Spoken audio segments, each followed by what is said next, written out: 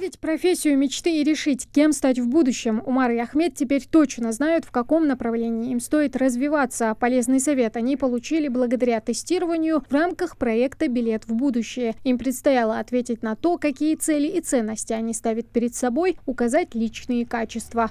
Вы должны были выбрать несколько предметов, которые в школе вам давались лучше, чем остальные. Думаю, у каждого есть такие предметы. Также после этого вам надо было выбрать какую-то внешкольную деятельность. То есть вы любите общаться с людьми, или же наоборот, вы этого делать не любите, а любите больше заниматься документами. Вы выбираете все эти пункты, и после этого через несколько секунд сайт выдает вам ваши будущие профессии. Вместе с Ахмедом и Умаром тест прошли и два их товарища, по результатам которого у всех четырех в графе «Подходящие профессии» стоят туризм и сервис. Это натолкнуло ребят на участие в специальной олимпиаде по этому направлению. Олимпиада длилась около месяца. Мы готовили сначала доклад, после доклада готовили презентацию. Там было несколько пунктов, которые мы должны были описать.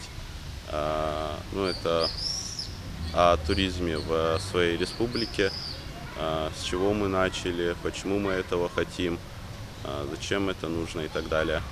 Эта тема так захватила ребят, что они заняли первое место на Олимпиаде. Проект вкупе с ней помог ребятам определиться с будущей профессией. В этом году они закончили школу, сдали ЕГЭ, подали документы в вуз по направлению туризм. Это было обществознание, английский. Подали с друзьями в несколько вузов. Один из тех, который мы подали, это Северокавказский федеральный университет, который и проводил Олимпиаду по сервису и туризму, в которой мы одержали победу. Формировать навыки по осознанному выбору будущей профессии у учащихся 6-11 классов. Проект «Билет в будущее» реализуется в 85 регионах России по поручению президента страны и входит в паспорт проекта «Успех каждого ребенка».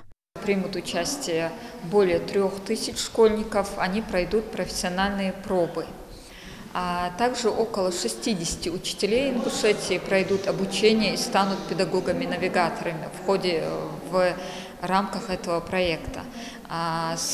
Принять участие в этом проекте может любой желающий в возрасте от 6 до выпускного класса. Для этого ему необходимо зарегистрироваться на цифровой платформе проекта и пройти 3 диагностических этапа. В Ингушетии проект реализуется с 2021 года. В прошлом году в нем приняло участие около 1200 учащихся. Тамара Хшагульгова, Мухаммед Белакиев, Новости 24.